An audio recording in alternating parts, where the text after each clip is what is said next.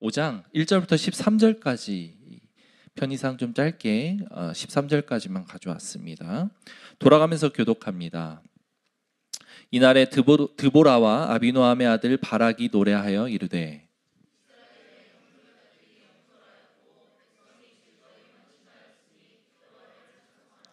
너희 왕들아 들으라, 통치자들아 귀를 기울이라. 나 곧 내가 여호와를 노래할 것이요 이스라엘의 하나님 여호와를 찬송하리로다.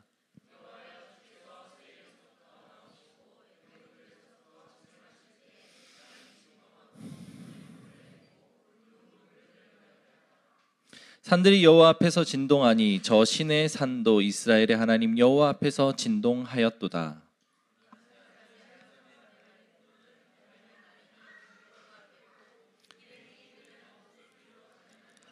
이스라엘에는 마을 사람들이 그쳤으니 나 드보라가 일어나 이스라엘의 어머니가 되기까지 그쳤도다.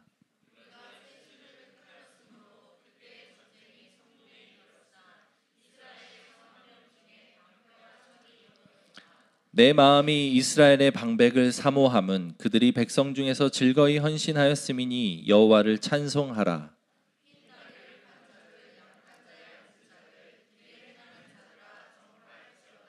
활 쏘는 자들의 소리로부터 멀리 떨어진 물 깃는 곳에서도 여호와의 공의로우신 일을 전하라. 이스라엘에서 마을 사람들을 위한 의로우신 일을 노래하라. 그때 여호와의 백성이 성문에 내려갔도다.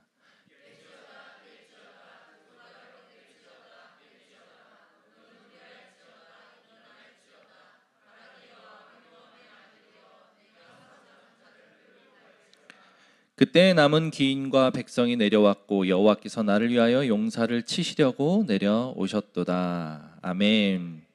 잠깐 기도합니다. 하나님, 드보라와 바락의 노래를 우리가 살펴보며 그들이 하나님을 노래할 때 어떤 일로 인하여 어떤 원인으로 인하여 하나님을 노래할 수 있었는지를 살펴보게 하시고 그 이야기들로 인하여 우리 삶에서 하나님을 노래할 수 있는 일들이 확장되고 깊어지기를 소망합니다. 바락과 드보라와 그리고 야엘에게 일하셨던 그 하나님, 오늘 이 자리에서 우리에게도 말씀하여 주시고 일하여 주시옵소서. 그것을 기대하고 사모하오니 하나님 은혜 더하여 주옵소서. 예수님 이름으로 기도합니다. 오늘 본문은 드보라와 바락의 노래라고 합니다. 1절에 그렇게 표현되어 있죠. 이날에 드보라와 아비노함의 아들 바락이 노래하여 이르되 라고 되어 있습니다. 그런데 3절, 7절, 9절에 보니까 너희 왕들아 들으라, 통치자들아 귀를 기울이라. 나 곧 내가 여호와를 노래할 것이요 이스라엘의 하나님 여호와를 찬송하리로다 라고 되어 있죠. 7절에는 이스라엘에는 마을 사람들이 그쳤으니 나 드보라가 일어나 이스라엘의 어머니가 되기까지 그쳤도다. 9절에 보니까 내 마음이 이스라엘의 방백을 사모함은 이렇게 되어 있습니다. 1절에서는 분명히 드보라와 바락의 노래라고 표현을 해놓고 이어지는 본문 말씀들을 살펴보니까 드보라가 1인칭, 즉 나라고 하는 이야기를 하면서 노래하는 장면을 볼 수 있습니다. 이 누구의 노래죠? 드보라의 노래죠. 사실은 드보라가 한 노래입니다. 그런데 드보라가 바락에게 요청하는 거예요. 같이 들어와서 노래하자. 내가 하나님을 노래하고 하나님의 그 영화로우심, 하나님의 일하심의 그 놀라우심을 찬양할 건데 너도 같이 들어와. 같이 찬양하자. 같이 노래하자. 이렇게 요청을 하는 것 같습니다. 그래서 실제로 이 드보라와 바락의 노래를 화답송, 즉 드보라가 노래하고 바락이 그거에 대해서 화답을 하는 주고받는 노래로 해석하시는 분들도 있긴 합니다. 그러나 무엇이 됐든 중요한 건 드보라가 나의 노래에 바락을 초청하라는 거, 함께 노래하기를 원한다라고 고백을 하고 있다는 것이지요. 이 4장 이야기는 드보라의 이제 말씀은 이제 4장과 5장 이렇게 2장에 걸쳐서 이어지는데 4장은 객관적인 서술형이에요. 드보라와 바락을 통해 하나님이 어떻게 일하셨는지를 보여주는 장면, 객관적으로 쭉 나열하고 서술하는 그런 장면이 4장이라면 5장의 말씀은 그런 사장의 이야기들, 역사 나타났던 그 이야기들을 드보라가 어떻게 바라보고 어떻게 그 하나님의 일하심을 이제 노래하는지를 표현하고 있는 장면이에요. 사장에서 있었던 일에 대해서 드보라가 노래를 하고 있다라고 하는 이야기이죠. 그 노래가 쭉 읽어보다 보면 5장을 보면 참 되게 놀랍습니다. 그냥 가볍게 먼저 살펴보면 좋을 것 같은데 2절에 보니까 이스라엘의 영솔자들이 영솔하였고 백성이 즐거이 헌신하였으니 여호와를 찬송하라. 이스라엘의 영솔자들이 영솔하였다라고 되어 있고, 영솔자들은 누구죠? 리더라는 이야기입니다. 이미 전쟁이 끝났어요. 드보라와 바락을 통해 그들을 괴롭히고 있었던 하소랑 야빈 그리고 시스라의 군대를 무찌른 상태에서 또다시 그 장면을 회상하면서 노래하고 있는 장면입니다. 이스라엘의 영솔자들이 영솔했고 백성들이 즐거이 헌신했으니 여호와를 찬송하라. 3절에 보니까 너희 왕들아 들으라, 통치자들아 귀를 기울이라. 나 곧 내가 여호와를 노래할 것이요 이스라엘의 하나님 여호와를 찬송하리로다. 너희 왕들아 라고 되어 있습니다. 이스라엘에는 왕이 없어요. 지금 가나안 땅을 정복해서 살고 있는 이스라엘에는 왕이 존재하지 않습니다. 통치자들도 존재하지 않아요. 이스라엘 다스리는 사람들은 누구죠? 지금 사사들입니다. 사사에 의해서 통치하고 다스림을 받고 있는 게 현재 이스라엘인데, 그 이스라엘에게 이야기하는 것은 아니겠죠. 너희 왕들아 라고 표현하는 것을 보니까 왕들은 누구죠? 주변의 다른 나라들 그리고 가나안에 섞여 들어와 살고 있는 이방 민족의 왕들을 의미하는 것일 것입니다. 그게 지금 드보라는 놀라운 이 하나님의 일을 노래함에 있어서 우리 이스라엘만 찬양할 게 아니라 너희도 봐라, 하나님이 이렇게 놀라운 일들을 행했다. 열방의 왕들이여 너희들도 하나님을 노래하라. 이렇게 이야기를 하고 있는 거죠. 그러면서 이제 4절 5절에 보니까 주께서 세일에서부터 나오고 에돔들에서부터 진행하실 때 땅이 진동하고 세일, 에돔 이 이야기 지명이 나오죠. 그리고 5절에 보니까 산들이 여호와 앞에서 진동하니 저 신의 산도 이스라엘의 하나님 여호와 앞에서 진동하였도다. 세일, 에돔, 신의 산, 어디서 많이 들어본 지명들이죠. 이 지명은 이스라엘 백성들이 애굽에서 나와서 가나안으로 들어가는 그 모든 여정들에 대한 이야기입니다. 드보라가 살펴보니까 지금 일하셨던 이 하나님, 우리 삶에서 이 고통을 해결해주고 이 압제로부터 해방시켜준 하나님의 놀라우신 은혜가 보니까 지금 있었던 일만은 아니었구나 라고 하는 것을 이 드보라는 알고 있었던 거예요. 과거에 하나님께서 우리 민족을 통해, 우리 조상을 통해 일하셨던 그 일까지도 놀랍게 표현되고 있는 겁니다. 고백을 하고 있는 거예요. 드보라가 애굽에서 그렇게 인도하셨고 광야에서 우리를 어떻게 인도하셨는지를 너희가 잘 알고 있지 않느냐. 그 하나님을 노래하라. 그리고 보니까 아나세 아들 삼갈, 우리 지지난주에 배웠죠. 삼갈, 소모는 막대기로 블레셋 사람 600명을 쳐 죽인 삼갈. 그리고 삼갈의 날에 또는 야엘의 날에는 대로가 비었고 길의 행인들은 오솔길로 다녔도다. 대로가 비었고 사람들이 편하게 다니라고 만들어 놓은 대로가 비었다라고 표현하고 있죠. 이스라엘의 척박하고 고통스러운 상황을 이야기하고 있습니다. 왜 대로가 비었을까요? 대로는 도둑들도 많았을 거고 또는 어떤 이런 이야기를 하기도 합니다. 통행세들이 너무 비싸져 가지고 대로를 갈 수 없었고 오솔길로 갈 수밖에 없었다. 이런 이야기들도 있습니다. 어쨌든 대로, 사람들이 편하게 쉽게 다니라고 만들어 놓은 길이 비었고 사람들이 구석으로 다니는 거예요. 오솔길로만 다니는 겁니다. 이스라엘의 처참하고도 비참한 그런 상황들을 의미하죠.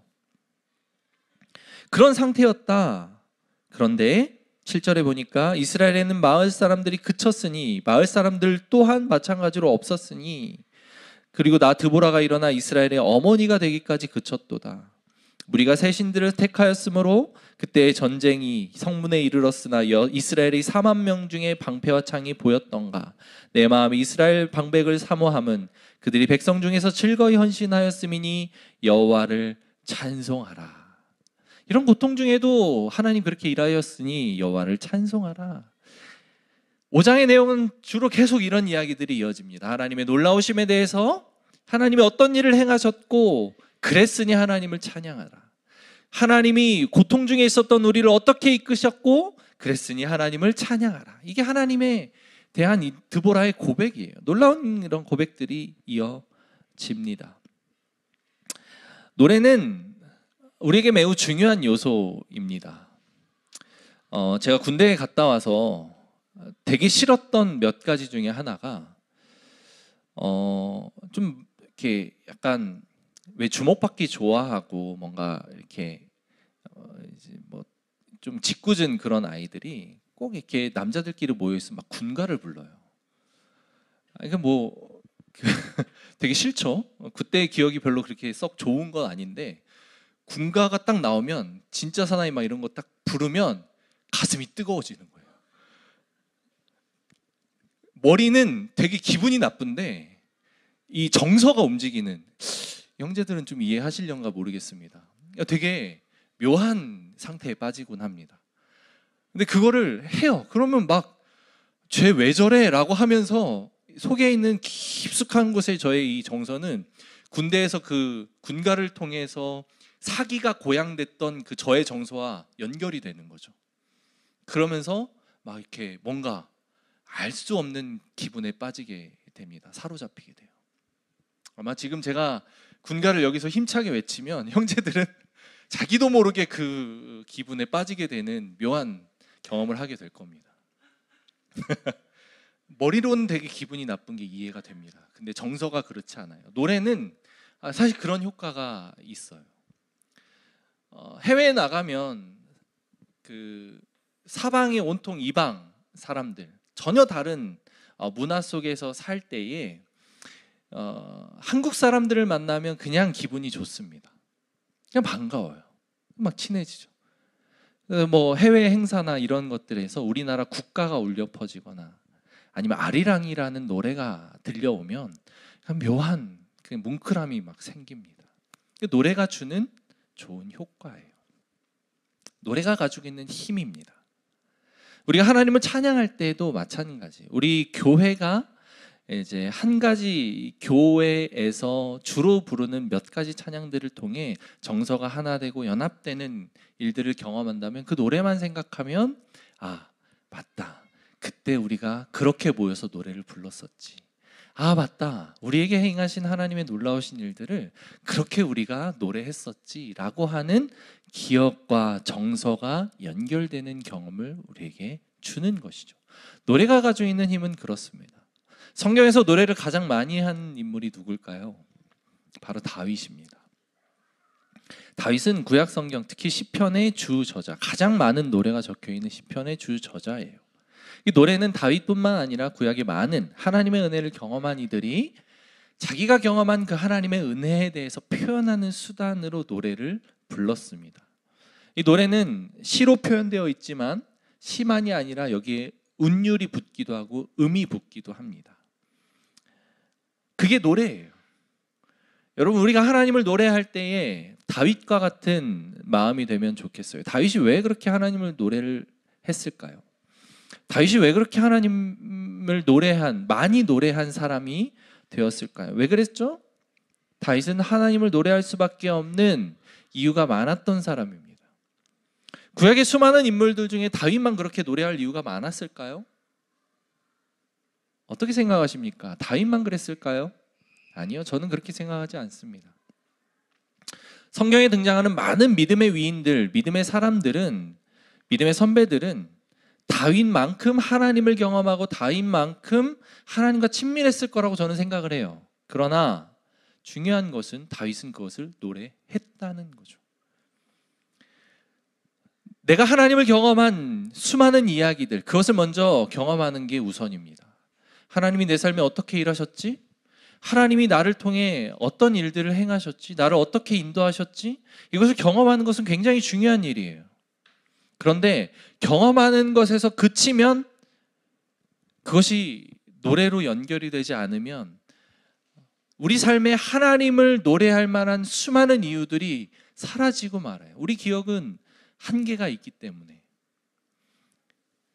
우리는 그것을 기억하는 것에 그렇게 호의적이지 않습니다. 우리의 두뇌와 우리의 정서는 망각에 익숙해요.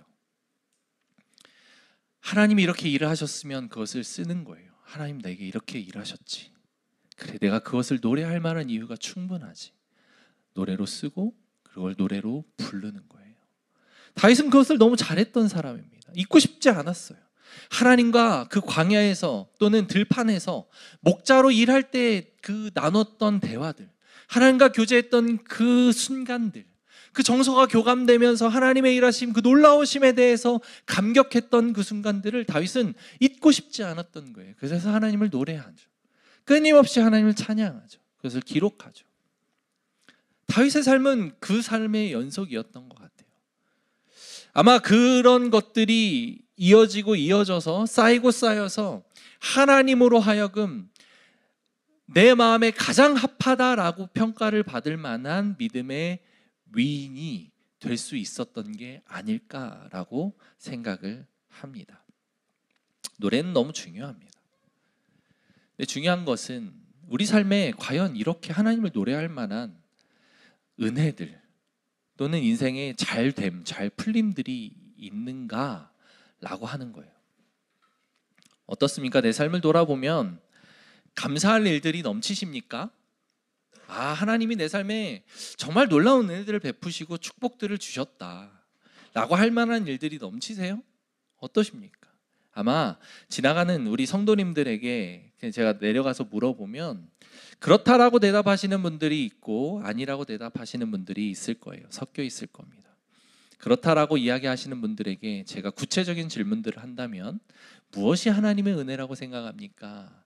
무엇이 지금 당신이 경험하고 있는 축복이라고 생각하십니까? 라고 물었을 때 그 이유들이 20가지, 50가지, 100가지 이상 나오시는 분들이 그렇게 많지 않을 겁니다.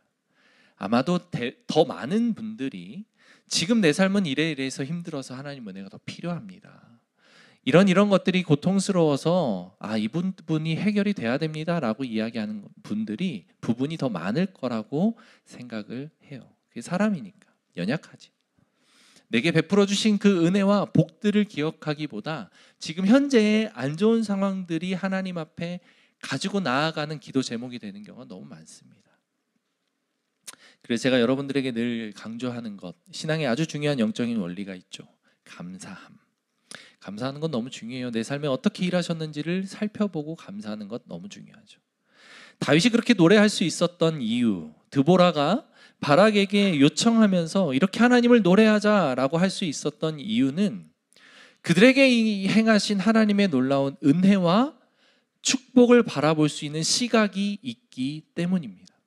성경은 안타깝게도 좀 아쉽게도 그리고 하나님의 관심은 우리가 생각하는 우리 삶의 형통함과 잘됨, 그것에는 크게 관심이 없다는 것을 성경을 보면 볼수록 발견하게 돼요.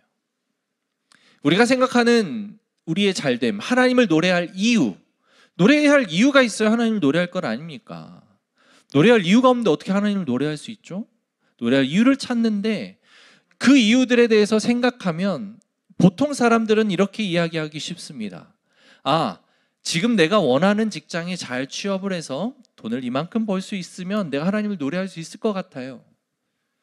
내가 지금 기도하고 있는 이 기도 제목, 지금 겪고 있는 이 문제들이 해결되면 관계에서 오는 갈등, 가정에서 오는 고통, 이 문제들이 해결되면 내가 하나님을 노래할 수 있을 것 같습니다. 저기 투자해놨던 그 부동산과 주식이 오르면 하나님을 찬양할 수 있을 것 같아요. 이게 우리가 생각하는 잘됨이고 하나님을 노래할 만한 이유입니다. 근데 하나님은 어떨까요? 하나님이 생각하는 성경에서 이야기하는 우리가 노래할 이유들, 잘됨들은 무엇일까요? 그게 아니에요. 하나님의 관심, 하나님의 가장 큰 관심과 유일한 이유는 우리와 하나님과의 추억입니다. 우리 기준에서의 잘됨은 상관이 없어요. 잘되고 못되고는 하나님 선에서는 크게 관심이 있는 이야기가 아닙니다. 하나님의 기준에서는 내 아들이, 내 딸이, 사랑하는 우리 자녀가 나를 그렇게 찾고 있나? 나를 의지하면서 사는 삶을 즐거워하고 있나?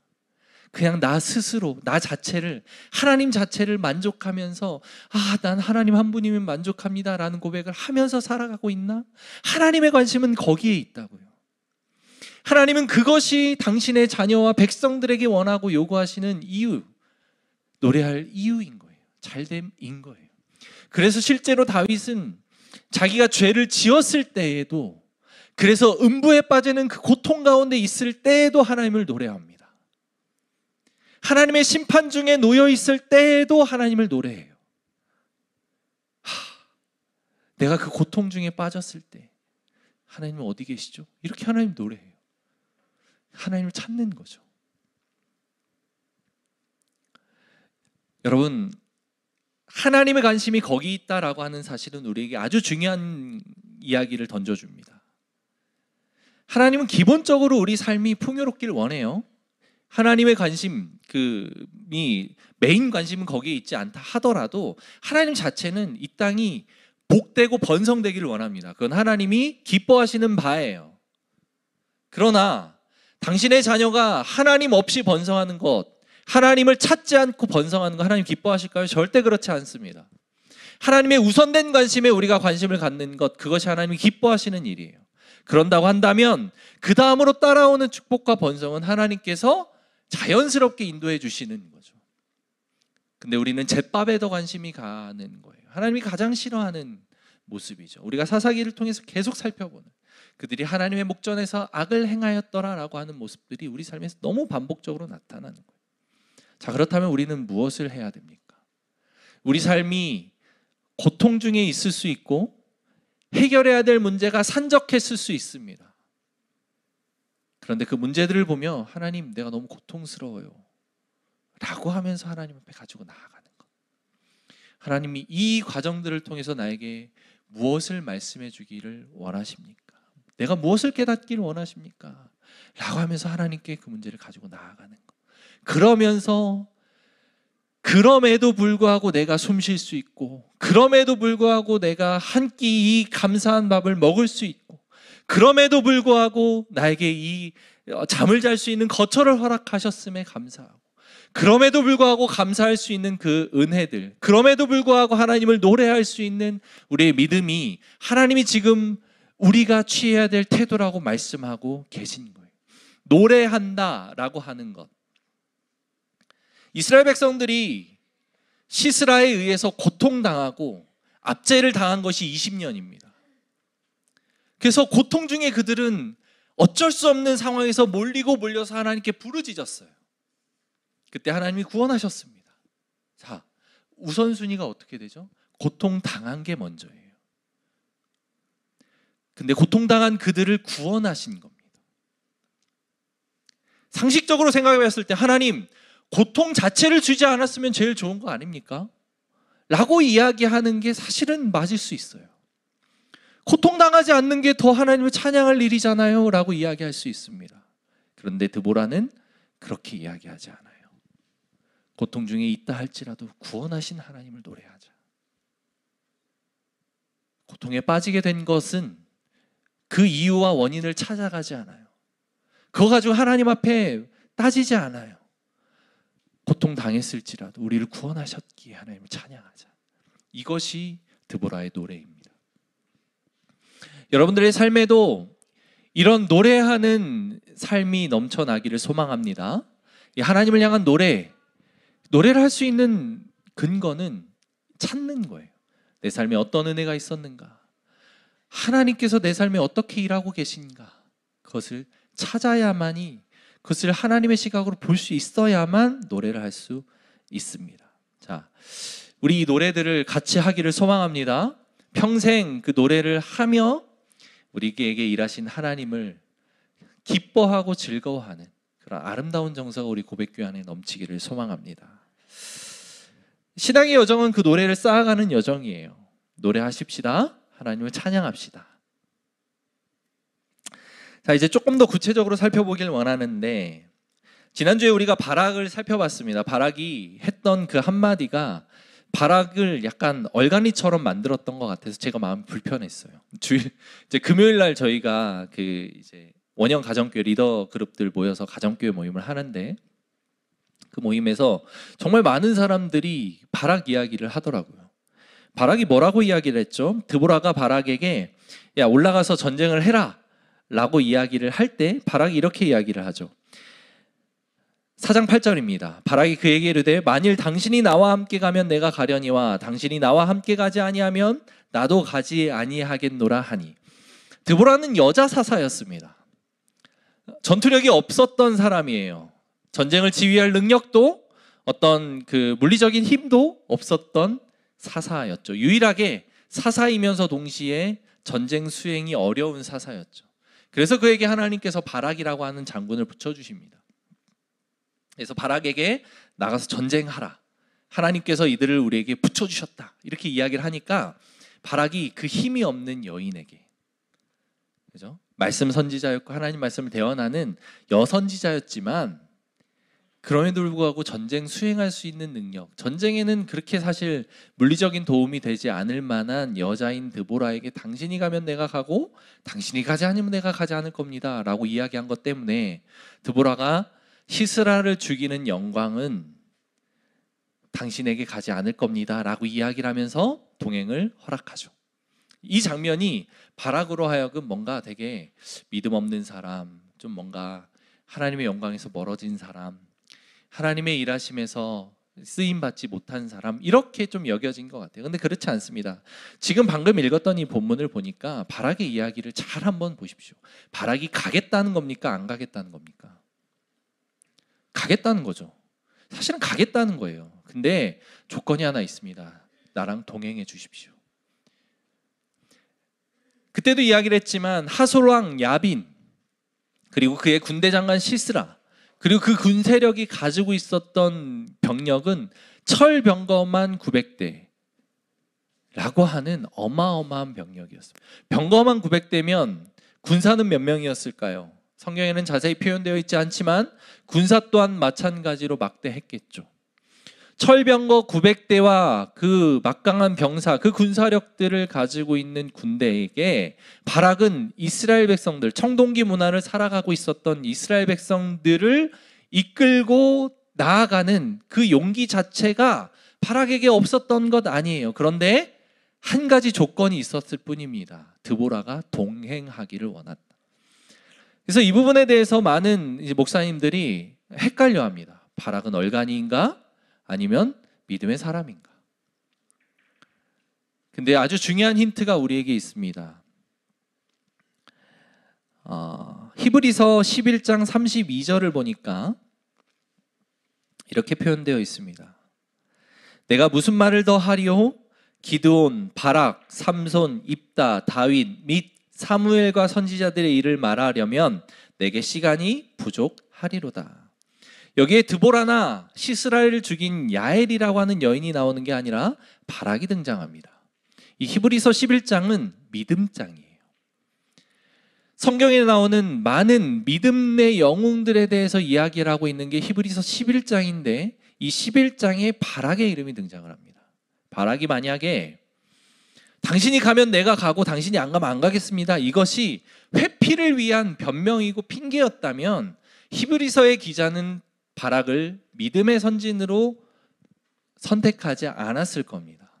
성경은 객관적으로 그를 봤을 때 그가 이야기하는 내용이 핑계가 아니라 진짜 드보라가 필요했구나. 드보라가 어떤 존재였죠? 하나님의 말씀을 풀어서 설명하고 말씀으로 백성들을 다스리고 하나님의 말씀을 대언함으로 이스라엘 백성들에게 향한 하나님의 마음을 전달하는 선지자의 역할을 하고 있었던 사람이죠. 바락은 어쩌면 그냥 핑계대고 싶어서 전쟁을 도망가고 싶었던 그런 상황이 아니라 하나님의 말씀이 함께 있는 이 여선지자, 위대한 하나님의 사람과 이 전쟁을 함께하면 하나님과 조금 더 긴밀한 동행을 내가 경험하지 않을까? 하나님의 그 실제적인 임재를, 이 놀라운 하나님과 더 친한, 나보다 더 친하고 하나님의 말씀이 늘 가까이에 있는 이 여선지자 드보라와 함께 한다면 내가 조금 더 하나님과 가까이 할 수 있지 않을까? 이 전쟁을 진짜 하나님이 그 주도하시는 전쟁으로 끌어갈 수 있지 않을까? 약간 이런 믿음과 마음이 있었던 것 같아요. 흡사 출애굽기 33장에서 모세가 하나님과 동행을 요청하는 것처럼 당신의 영광을 내게 보이소서, 그럼 내가 나아가리다 라고 이야기했던 모세의 고백과도 같은 그 말을 이 바락이 지금 하고 있는 것은 아닌가 라고 해석하는 분들이 많은 거죠. 무엇 때문에? 히브리서 11장에서 바락을 믿음의 사람으로 봤기 때문에. 물론 바락이 드보라의 말에 바로 순종해서 나아갔으면 시스라를 죽이는 영광까지 바락이 취할 수 있었겠죠. 그런데 그러지 않았기 때문에 보이지 않는 하나님의 말씀에 대한 막연한 두려움, 직접 하나님의 말씀을 의지할 수 없었던 믿음의 연약함, 이것으로 인해 시스라를 죽이는 영광까지 취할 수는 없었음에도 그에게는 하나님에 대한 믿음과 그 백성을 무찔러 주실 것이라는, 하나님이 함께 하시면 하솔랑 야빈과 시스라의 군대를 이길 수 있을 것이라는 믿음이 있었던 거예요. 그래서 실제로 전쟁하는 장면들을 보면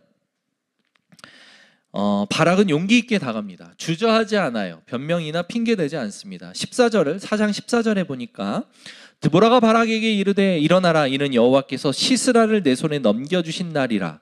여호와께서 너의 앞서 나가지 아니하시느니라 하는지라. 이에 바락이 10,000명을 거느리고 다볼산에서 내려가니, 16절에 보니까 바락이 그의 병거들과 군대를 추격하여 하롯의 핫고임에 이르니 시스라의 온 군대가 다 칼에 엎드러졌고 한 사람도 남은 자가 없었더라. 바락은 전쟁을 능히 수행합니다.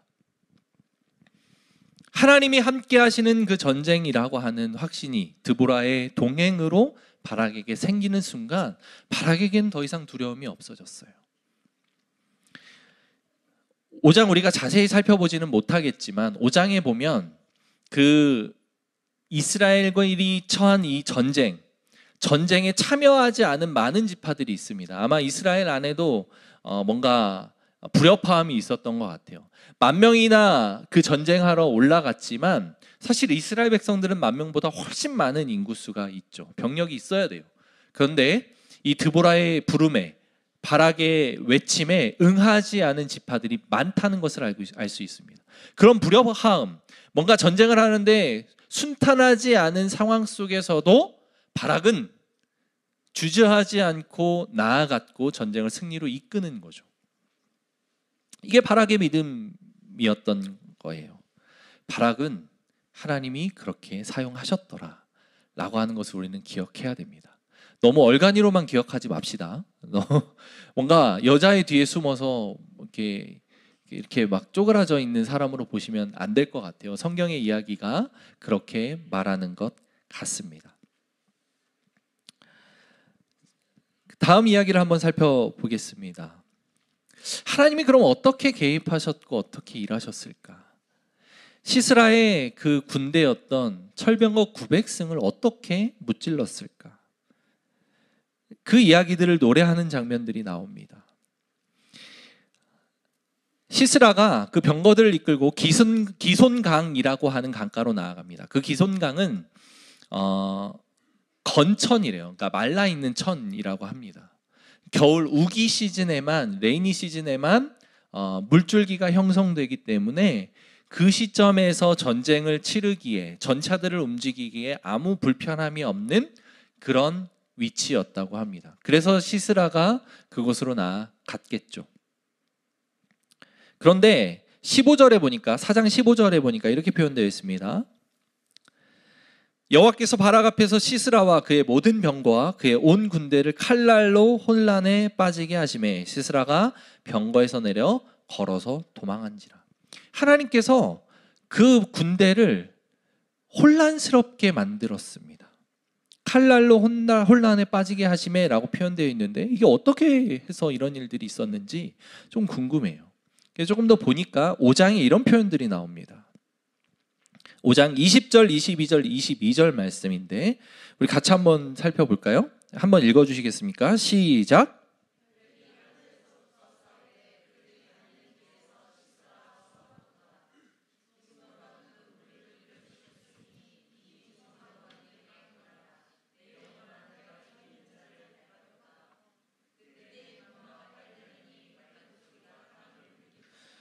네, 별들이 하늘에서부터 싸우대요. 와, 이게 드보라의 어떤 표현이겠죠.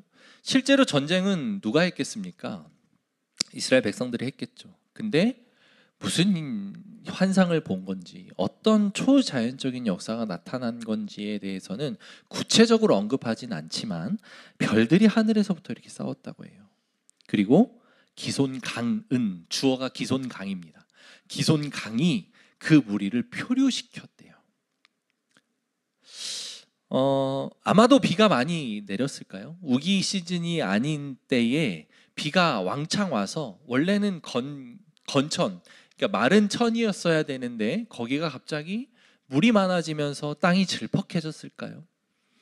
그래서 말이 끌어야만 되는 그 전차가 오히려 짐덩어리가 되는 그런 상황이 펼쳐졌을까요? 알 수 없습니다. 그런데 중요한 것은 이런 초자연적인 현상들이 나타나면서 하나님께서 이 이스라엘의 전쟁을 앞장서서 행하셨더라. 이게 이 노래 안에 담겨 있는 이야기라는 거죠. 하나님이 그렇게 일을 하셨어요. 그렇게 해서 시스라가 패해서 도망갑니다. 17절에 보니까, 4장 17절에 이렇게 되어 있죠. 시스라가 걸어서 도망하여 겐사람 헤벨의 아내 야엘의 장막에 이르렀으니 이는 하솔 왕 야빈과 겐사람 헤벨의 집 사이에는 화평이 있음이라. 전쟁에서 이제 패했습니다. 이스라엘을 괴롭혔던 이 야빈의 군대 장관 시스라가 이제는 패했어요. 그래서 도망갔습니다. 도망가는데, 도망가는 곳이 어디였냐면 겐사람 헤벨의 아내 야엘이라고 하는 사람의 집이었던 거예요. 근데 그 사람 헤벨의 아내 야엘은, 헤벨과 야엘은 그 야빈, 지금 시스라 측과 동맹을 맺고 있었던, 화평을 누리고 있었던 부족 또는 국가였다라고 하는 사실입니다. 이게 무슨 얘기예요? 지금 이스라엘과는 사실 전혀 상관이 없는 이 하나님의 스토리, 지금 하나님이 이스라엘을 구원하고자 하는 스토리와는 전혀 상관이 없는 엄한 부족이 등장한 거예요. 겐사람 헤벨의 아내 야엘이라고 하는 이들은 시스라와 같은 편이라는 이야기입니다. 그러니 시스라가 그 야엘의 집에 비무장 상태로, 긴장하지 않은 상태로 들어갈 수 있었겠죠. 평소에도 아마 교제가 있지 않았을까 싶습니다. 얼굴을 알아봤겠죠. 여기면 내가 지금 도망자 신세이지만 쉴 수 있겠구나 라고 생각하며 그곳으로 들어간 것 같습니다. 근데 목이 많이 말랐던 것 같아요. 19절에 보니까 18절에 보니까 야엘이 나가 시스라를 영접하며 그에게 말하되 나의 주여 들어오소서, 내게로 들어오시고 두려워하지 마소서. 그가 장막에 들어가니 야엘이 이불로 그를 덮어주니라. 남자 장군인데, 그 어마어마한 군세를 이끌고 있었던 장군인데 패해서 이제는 다 영혼도 쪼그라들고 정서도 쪼그라들고 생각도 다 쪼그라들었겠죠. 힘든 상태였던 것 같습니다. 그래서 들어가서 이제 야엘이 이불을 덮어줘야 될 만큼 지치고 무기력해진 상태였던 것 같습니다. 그렇게 하고 시스라가 이제 말합니다. 청하되 내게 물을 조금 마시게 하라. 내가 목이 마르다. 하니 야엘은 우유 부대를 열어 그에게 마시게 합니다. 다른 번역 성경에 보면 엉긴 젖이라고 표현되어 있기도 한데 우유를 마시게 해요. 물을 마시고 싶다 하는데 우유를 마시게 합니다. 뭔가 약간 좀 여기서부터 느낌이 이상하죠. 그리고 와서 이제 시스라가 만약에 누가 어떤 사람이 있느냐라고 물으면 없다고 해달라. 자기가 좀 쉬고 싶다. 뭐 이런 표현들이 나옵니다. 그리고 나서 21절에 보니까 그가 깊이 잠드니 헤벨의 아내 야엘이 장막 말뚝을 가지고 손에 방망이를 들고 그에게로 가서 말뚝을 그의 관자놀이에 박음해 말뚝이 꿰뚫고 땅에 박히니 그가 기절하여 죽으니라. 관자놀이가 어디죠? 여기죠. 관자놀이에 말뚝을 대고 망치로 박은 거예요. 누가? 야엘이라는 여인이. 여인이 어떻게 망치질을 할 수 있었을까를 생각해 보면 그 당시에 장막을 접었다 폈다 하는 일들이 너무 이제 자주 일어나야 되는 일이기 때문에 이 야엘이라고 하는 여인은 그것에 능숙했을 것이다 라고 이해를 하고 있습니다. 말뚝을 가지고 망치로 그 잔인하고 엄청난 일을 야엘이 한 거예요. 만약에 남자였는데, 장군이었는데 그것을 눈치채고 일어나서 야엘을 어떻게 하면 야엘은 꼼짝없이 당할 수밖에 없었을 텐데 무슨 용기로 그랬을까? 그리고 더 중요한 건 왜 그랬을까? 같은 편인데 시스라가 무방비 상태로 누워서 쉴 수 있을 만큼 그들과 가까운 화평의 무리에 속해 있었던 이들인데 야엘은 자기 편인 군대 장관을 말뚝을 박아서 죽인 거예요. 그리고 나서 쫓아온 바락에게 그 시스라의 시신을 넘겨줍니다. 도대체 야엘이 왜 그랬을까? 너무 궁금해요. 근데 성경을 아무리 뒤져봐도 이 부분에 대한 단서를 제공해 주지 않고 있습니다. 어디에서도 이야기를 하지 않아요. 어디에도 추가적으로 설명하는 부분이 없습니다. 놀랍죠? 왜 그랬을까? 여기에서 주는 하나님의 메시지는 너무도 분명했습니다. 바락에게서 시스라를 죽이는 영광을 빼앗은 그 하나님, 원래는 그의 것이었는데 그 영광을 빼앗은 하나님이 그 시스라를 죽이는 영광을 전혀 엉뚱깽뚱한 제3자, 그것도 여인을 통해 이루셨다. 그 일을 이루셨다. 이게 하나님의 지금 일하신 객관적인 모습들입니다. 돌들로도 하나님을 찬양할 수 있게 하겠다라고 하시는 그 하나님이에요. 어떤 도구를 통해서도 하나님의 일을 하고자 하시면 하실 수 있다는 걸 보여주는 게 아닌가. 이 사사기 5장 마지막 부분에 보면 좀 재미있는 표현들이 나옵니다. 28절부터 30절까지를 먼저 한번 보면 좋을 것 같은데요.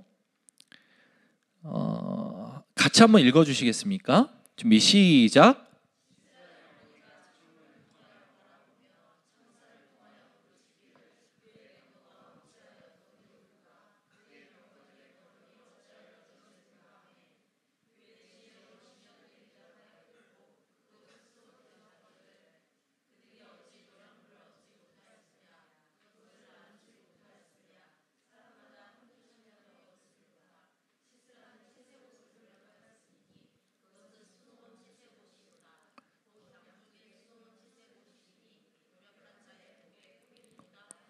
자, 이게 무슨 얘기입니까? 시스라의 엄마가 시스라가 늦게 들어오니까 걱정하고 있는 거예요.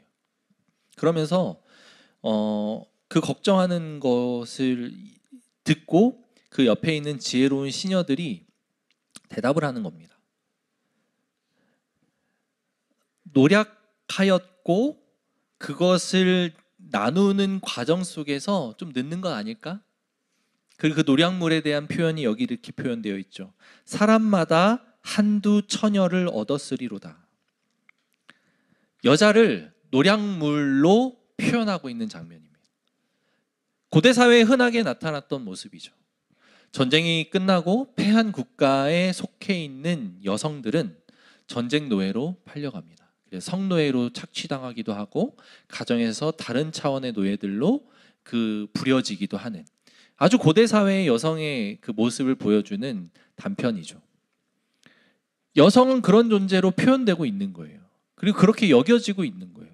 근데 시스라가 누구의 손에 죽었죠? 여인의 손에 죽었습니다. 그리고 지금 이스라엘을 이끌고 있는 사사가 누구죠? 드보라라고 하는 여자 사사입니다. 여성이 이런 존재인데 하나님께서는 그 여성들을 들어서 이스라엘을 이끄시고 이스라엘을 구원하셨다라고 하는 하나의 해악처럼 느껴져요. 하나님의 유머러스한 모습들이 나타납니다. 이방 민족들은 여성을 이렇게 다루는데 그렇게 생각하는 이에게 자기의 아들 시스라 군대 장관이 죽었다 하는 그것을 표현하고 있는 것 같습니다. 이 장면에서 헤베란의 야엘이 왜 죽였는가? 그 답을 찾을 수 없으면서 왜 찾을 수 없게 하나님이 만들어놨지? 하나님이 이것을 통해 뭔가 메시지를 주고자 하셨다면 어떤 단서를 남겨놓으셨을 텐데 그것이 중요한 게 아니었던 거예요. 중요한 것은 드보라, 바락, 야엘을 통해 이루신 이 하나님의 구원은 첫 번째 우리가 기억해야 될 것, 하나님이 하시는 전쟁이었다라고 하는 사실만을 이스라엘 백성들이 알길 원했던 거예요. 어느 누구도 주인공이 되지 않아요. 드보라만 있었다고 하면 이 전쟁이 승리로 끝났겠습니까? 바락만 있었다고 하면 이스라엘 백성들이 구원을 얻었겠습니까? 야엘이 없었다면 시스라의 죽음은 누가 거두었겠습니까? 모든 것들은 하나님께서 배후에 계시면서 일을 하셨다라고 하는 것을 이 성경 메시지를 통해 우리에게 전달하고 싶으셨던 거예요. 그리고 두 번째는 어느 누구도 중요하지 않은 사람이 없더라. 하나님의 일하심에 있어서 여인이건 적국에 동맹을 맺고 있었던 정말 한 장막에서 살림하고 있었던 여인이건 바락이라고 하는 군대 장관임에도 하나님의 말씀을 온전히 순종하지 못해서 시스라를 죽이는 영광을 빼앗긴 그런 장군이건 누구나 할 것 없이 하나님의 손에 붙들리면 하나님이 쓰시겠다고 작정하면 구원의 도구, 이 땅에 하나님의 영광을 드러내는 도구로 사용될 수 있더라. 우리가 기억해야 될 말씀, 이 본문을 통해서 우리에게 주시는 말씀은 이 두 가지 메시지인 것 같습니다. 우리가 이것을 기억하고 살았으면 좋겠어요. 여러분들 삶에 어떤 고통을 겪고 있고 어떤 힘든 상황을 겪고 있는지 모르겠습니다. 그러나 하나님이 그 삶의 주인이시라는 믿음의 고백이 있다면 어떤 상황 속에서도 하나님을 노래하시기를 축복합니다. 그리할 때 하나님이 일하시기 시작할 거예요. 하나님의 관심은 거기에 있기 때문이에요. 네가 나를 노래하고 있니? 네가 나를 찾고 있니? 너의 문제에 집중하는 게 아니라 나를 보고 있니? 하나님 이걸 끊임없이 확인하고 싶어 하시는 거예요.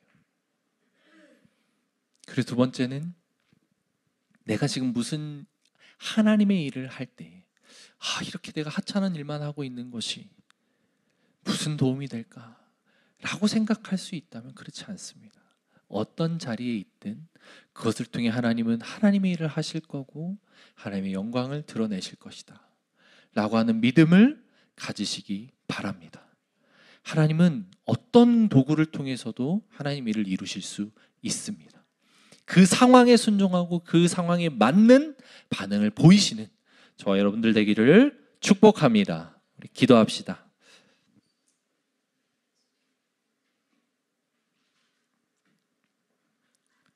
하나님께서는 하나님 기준에서의 잘됨으로 우리를 늘 바라보실 거예요. 그거는 다윗처럼 내가 어떤 상황에 있다 할지라도 하나님을 노래할 수 있는 사람이 되어야 되는 겁니다. 내 삶을 돌이켜 봤을 때 하나님을 찬양할 만한 일이 생각나지 않습니까? 그렇다면 하나님 앞에 무릎 꿇고 나아가십시오. 고통만이 눈앞에 보이고 힘든 상황만이 부각돼서 나에게 다가옵니까? 그렇다면 기도할 때입니다. 그렇다면 하나님의 말씀으로 돌아가고 회복되어야 할 때예요. 왜냐하면 저는 단언할 수 있습니다. 적어도 이 자리에서 하나님을 내 믿음의 주요, 나의 구원자입니다, 나의 그리스도이십니다 라고 고백할 수 있는 사람이라면 지금 힘든 상황들보다 감사할 만한 일들이 훨씬 더 많다는 것을 저는 확신할 수 있습니다. 그런 하나님이기 때문이에요. 여러분들 삶에 얼마나 많은 일들을 행하셨습니까? 노래할 만한 일들이 얼마나 많습니까? 그것들을 먼저 보는 우리 믿음의 사람들 되기를 소망합니다. 그리고 하나님께서 일하겠다 하실 때에 그것이 어떤 모습이든 아멘하고 순종하고 나아가는 저와 여러분들 되기를 소망합니다. 그런 일들 앞에 바르게 반응하고 바르게 하나님을 노래하는 노래를 쌓아가며 우리의 신앙 여정을 살아내는, 함께 그 아름다운 노래를 만들어가는 우리 고백교회가 되기를 소망하며 하나님 앞에 그렇게 기도하며 나아가는 시간 갖겠습니다. 기도합시다. 하나님 아버지 감사합니다.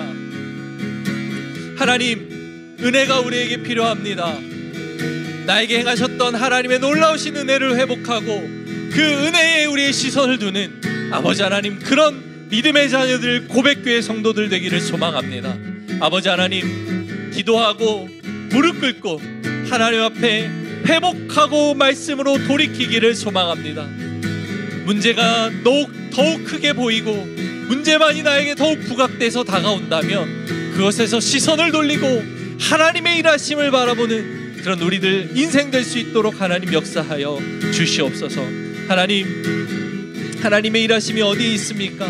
하나님의 우리를 이끄시고 우리 삶에 개입하시는 그 하나님의 일하심이 어디에 있습니까? 아버지 하나님, 보이지 않고 막연하고 내가 혹시 하나님으로부터 버림받은 것 같다면, 내가 혹시 하나님의 일하심에서 멀어져 있는 것 같다면 돌이켜서 일하셨던 그 하나님의 은혜를 기억하고 은혜를 떠올리기를 소망합니다. 감사의 제목을 회복하고 감사할 수 있는 수많은 일들을 기억하고 나아가기를 소망합니다. 그것이 우리에게 필요한 사실임을 고백합니다. 우리가 필요한 그 여정을 견뎌내고 이겨내며 다시금 하나님을 찬양하고 하나님을 노래할 수 있는 그런 믿음의 사람들 될 수 있도록 하나님 역사하여 주시옵소서. 믿음의 노래를 부르며 내 삶에 일하셨던 그 하나님의 놀라우신 은혜를 기억하고 떠올리는 그런 믿음의 백성들, 우리 고백교회 성도님들 될 수 있도록 하나님 역사하여 주시옵소서. 주님 감사합니다. 어떤 상황에 어떤 사역을 맡고 어떤 하나님의 일들을 감당하는 것이, 그것이 어떤 모습이든지 간에 하나님께서 기뻐하시고 하나님께서 흠족해 하실 만한 일들임을 고백합니다. 작은 일일지라도 충성할 수 있는 믿음의 사람 되게 하시고 그 작은 일들이 모여서 하나님의 위대하신 일들을 이루신다는 이 하나님의 일하시는 원리를 기억하며 지금 있는 자리에서 충성하는 그런 우리 고백교회 성도님들 될 수 있도록 주님 인도하여 주시옵소서. 그 은혜가 필요합니다. 그 은혜로 나아갈 수 있는 우리 고백교회 모든 지체들 될 수 있도록 하나님 역사하여 주시옵소서. 우리가 우리 삶에서 일하신 하나님을 노래하기를 원합니다. 노래하는 일을 그치지 않고 노래하는 일을 게을리 하지 않는 우리가 될 수 있도록 주님 역사하여 주시옵소서. 하나님 감사하고 감사합니다. 우리 인생 속에서 일하시는 그 하나님의 위대하신 일들이 나의 연약함으로 가려질까 서로 염려도 하고 걱정도 했지만 그렇지 않다는 것을 오늘 이 말씀을 통해 배웠습니다. 나는 그냥 위대하신 하나님의 일에 걸맞는 자리나 모습은 아닐지라도 내게 맡겨주신 이 일에 충성한다면 그 사람들이 모여, 그런 충성들이 모여 하나님의 위대하신 일을 이루신다는 것을 배웠사오니 하나님 그것을 기억하며 맡겨진 상황, 지금의 자리에서 할 수 있는 최선의 것을 하나님 앞에 올려드리는 우리 고백교회 모든 성도님들, 주의 백성들 될 수 있도록 인도하여 주시옵소서.